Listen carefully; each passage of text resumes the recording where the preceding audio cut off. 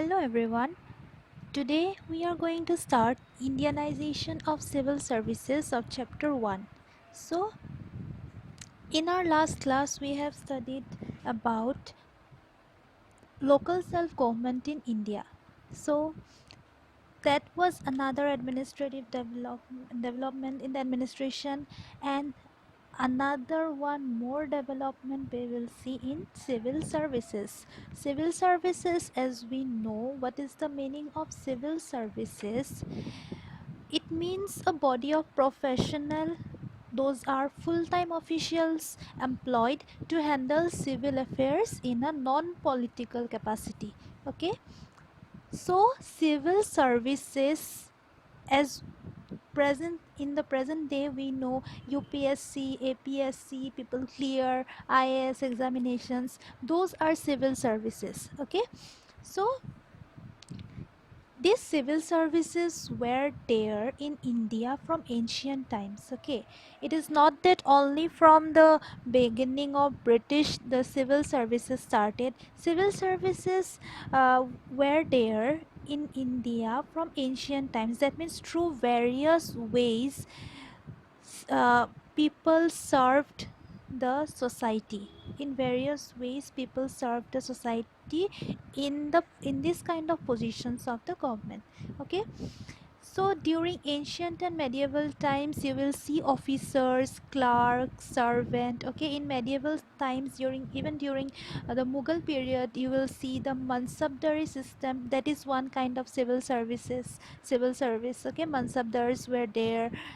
That I won't go in details, but here in your chapter we are going to study basically about the developments that took place. That means the evolution that took place in civil service departments. Okay, so another thing is that Indianization. What does Indianization mean? It is the act or result, okay, uh, of Indianizing, okay, the practice towards uh, the ends, that means towards the end of British rule. The British were promoting Indian people to more senior positions in the civil services. That means more Indians were coming into administration. Now this is called Indianization of civil services. So how it was done, we will see in the class today. How it was done, who did all this, did the Indians demand or did the British give willingly? We will see all this here in the chapter. So during the British rule and after the British rule, there were difference between these two periods in the civil service departments. So what kind of changes were there during the British rule? We will see that in the chapter today. First of all, we should know that uh, earlier, before we will see these developments, prior to these developments in civil services, we can see only English people were appointed in the civil services posts. Okay, in that means during the time of East India Company, as in this chapter prior, we have seen that previously we have seen that before 1857, that means revolt of 1857, what came? The Act 1858, Government of India Act came. So through that act, the ruler of the country went to the, that means the ruling power went to the crown. So prior to that, who was ruling in India? Prior to that, the East India Company was ruling in India. After 1858 act, that power of East India Company was transferred to the crown. Okay, so what happened when East India Company was ruling in India? When this trading company was acquiring political powers in India, during that time, what they did, they only appointed that means English people, okay, English people in the civil service posts. So as a result, what happened? Why these changes occurred during this period, that some these positions had to be Indianized? We will see here in this chapter. So what are we going to say? During different phases of time, the administration, civil service administration of India. Okay, and what is the objective? Why are we studying this one? So first of all, we will understand the structure of civil service. That means what kind of structure was there, how this civil service worked. That means what was the structure during the British period. Okay, and during this period various committees and commissions came, okay, who reformed the civil services. We will see this as we are studying Indianization. To make it Indianize, or to Indianize it, certain committees and commissions came, okay, who brought about reforms in the civil service posts. Okay, so we will see how civil service evolved after independence, and the present existing pattern we already know. Okay, so to know about the changes that occurred during the British period in the civil service, that means while Indianization was going on, it went through certain phases, and it went under particular commissions. Okay, particular act, particular committees, particular commissions. Suppose one act came, this change was done. Another act came, this change was done, and certain commissions were formed to again reform the civil service. In this way you will see that chronologically many acts, commissions and committees were formed chronologically. Why am I saying? While I'm going to explain this, you will see there is a chronology in each year. That means each year, after 2 3 years again, after 5 6 years, there were changes in the civil services. So under several points we are going to study this part. First of all, we will see what was done in the Charter Act of 1833. Okay, then Charter Act of 1853, then we will see Atchison Commission. Okay, then Public Service Commission was formed 1912. Again in 1919 Government of India Act was formed, and Montego Chelmsford reforms were also done during that time. During Montego Chelmsford, they also recommended some changes in the civil services. Then again Lee Commission was formed in 1923, and the last Government of India Act 1935 was formed. And through all these particular acts, particular commissions and particular committees, several changes were brought in the civil services. So now I have told this particular committees. There are 6 to 7 committees, or six as a whole acts or committees, whatever you say. uh, Under these headings we will explain it in details. So earlier, so we will go back again. Previously, during the Act of 1784 and 1793, see, this is again we are going more backward.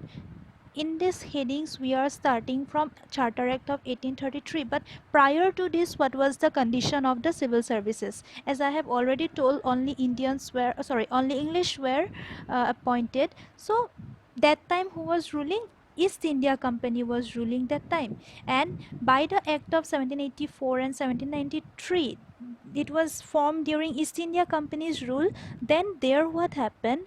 It was a kind of patronage bureaucracy. Okay, court of directors were there in the East India Company. So they established a patronage bureaucracy. That means what? Whoever they know, they will nominate to the civil services. That means it was basically a on patronage basis. So although there was a act regulating Act 1773, as we already know, in that act there was a clause that no bureaucrats must indulge themselves in bribery and all. So But still, what happened, there was still corruption in the civil services. It was a spoiled system during that time. Only privileged one, only those who were privileged to be close enough to the East India Company officials, they got chance in the civil services. So there was a rampant corruption going on. Okay, so later on, what happened, Cornwallis, Lord Cornwallis, he was the first one, okay, first man, or he can be said as the father of Indian civil services.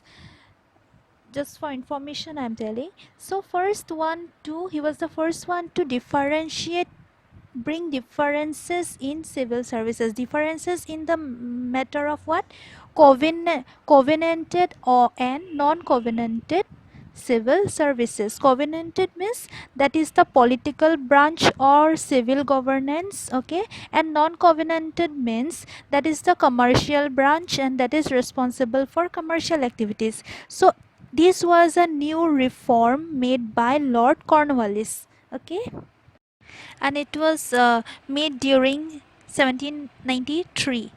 So although Cornwallis argued that Indians were not accustomed with the modern administration, and he also thought that administration might go against the English if it went in the hands of Indians. So he was not easy with the fact that Indians were to be appointed in civil services. But still, some English thinkers were there, like Thomas Monroe, John Malcolm. They did not agree to Cornwallis. So, in this way, gradually we will see the British government was adopting measures to help or to appoint Indians in the civil services. So this was not done in an easy way.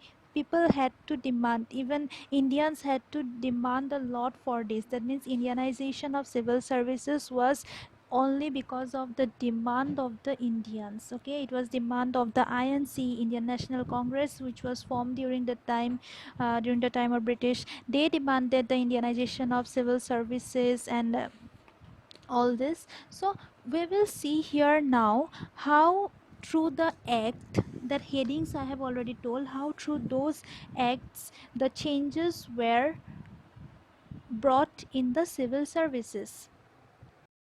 And as we have already seen that the covenanted position, that means the political uh, the governing branch, okay, political civil governing branch, that was to be reserved only for the servicemen of the company. During that 1793 act, it was like that, okay. No Indians would be appointed during that time. So later on in 1833 act, Charter Act of 1833, what happened, all they promised to the Indians that uh, there will be equality with the British, okay. And they introduced competition for recruitment.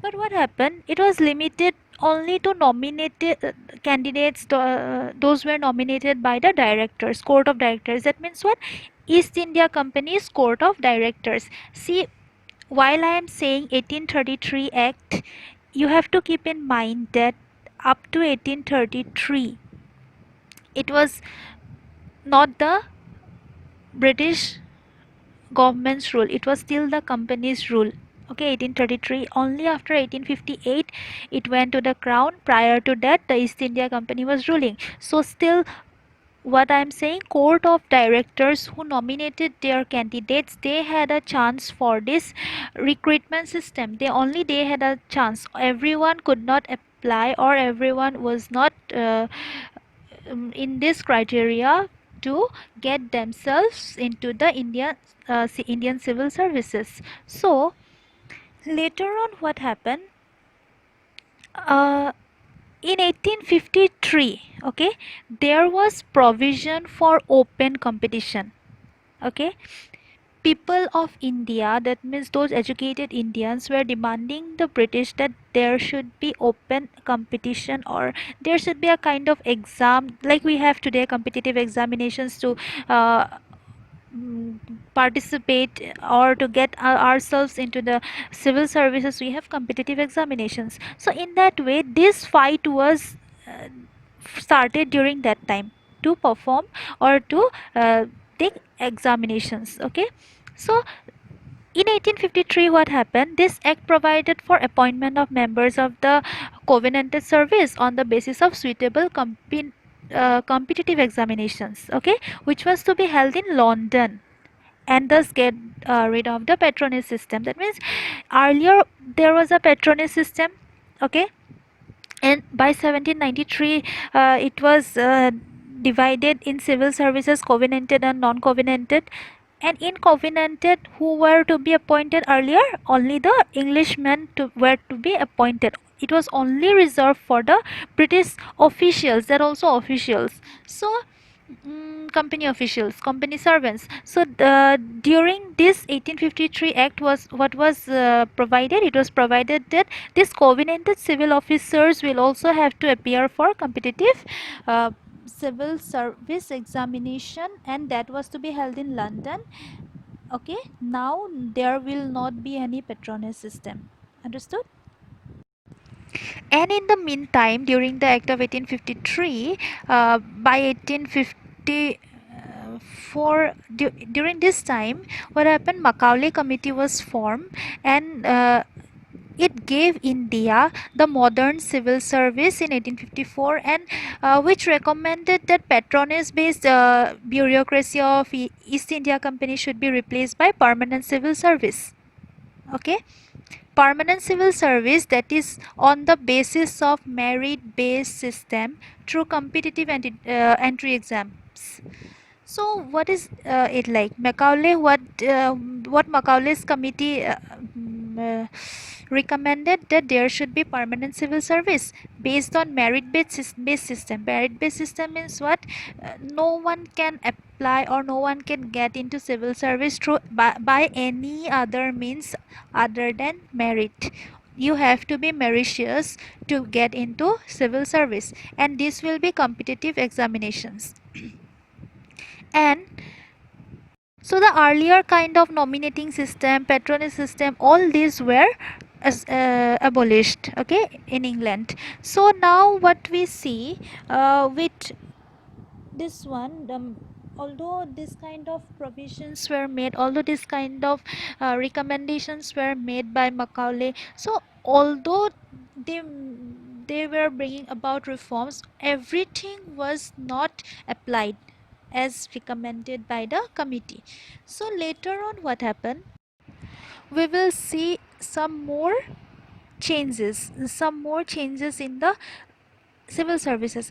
See, by one act it was not possible to entirely change the uh, examination system, or entirely change everything in the civil services. It has taken long years to bring about changes. That is why there are many acts which we have to keep in mind. If chronologically we understand the things, it will be easier for us to remember. So it is not a part that you will remember just by listening to the audio. So while you are listening to the audio, make sure that you are writing down the points along with the years I am telling.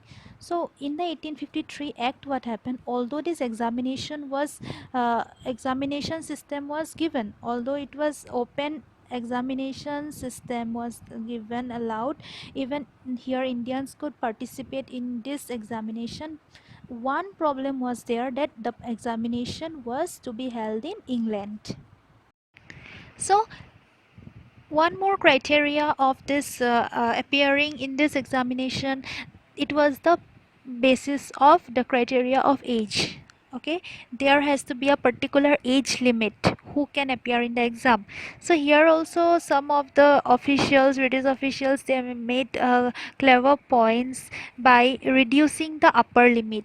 Okay, by reducing the upper limit of the age criteria. So up to 1865 we see that candidates who appeared civil service examinations, their upper limit of age was to be 22 years. Okay, later it was reduced to 21 years. Then again during the time of Lord Lytton, you will see it was reduced to 19 years. Okay, so while reducing this upper age limit, what happened? It was a problem because uh, if the upper limit is reduced, suppose after 19 years no one can appear for civil service exams. Okay, so it becomes a problem. If the age is extended, upper limit age is extended, it becomes easier. That means there is a chance for everyone to appear in the examination. But if the limit is reduced, it becomes a problem that all the people who were aspiring to appear in the civil services, they could not appear. So while reducing, there was oppositions coming from the people of India. People like Surendranath Banerjee, okay, they opposed this thing, reducing the age to 19. They opposed, and what he did, he sent a lawyer to England, and by sending the lawyer, uh, they made uh, the points that reducing the age should not be done. So finally this thing was solved, and finally the age was one again, uh, moved to 22 years. Okay, this was finally again done. It was moved to 22 years of uh, upper limit.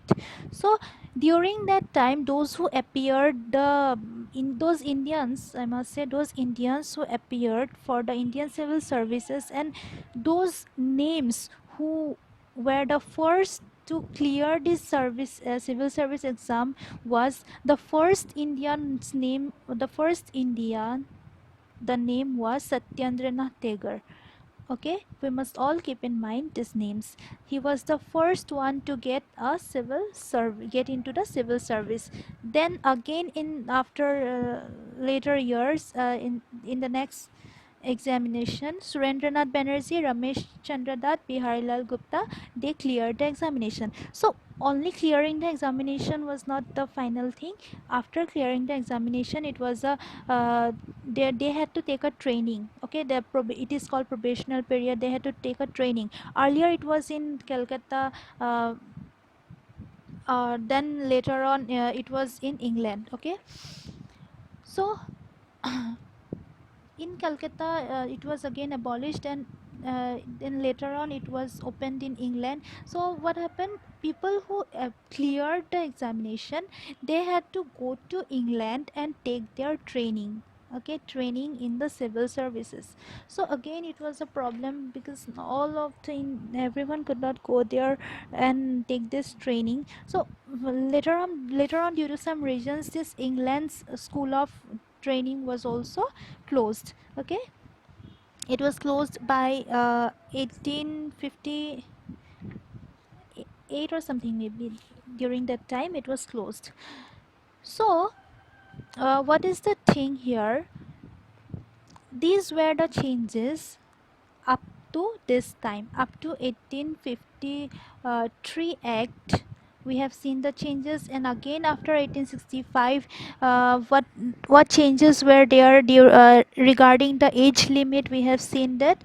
And after that, okay, Indian National Congress, what kind of demands they made, and the and Lord Dufferin, he what he did, he has he has formed the Atchison Commission. We will see that.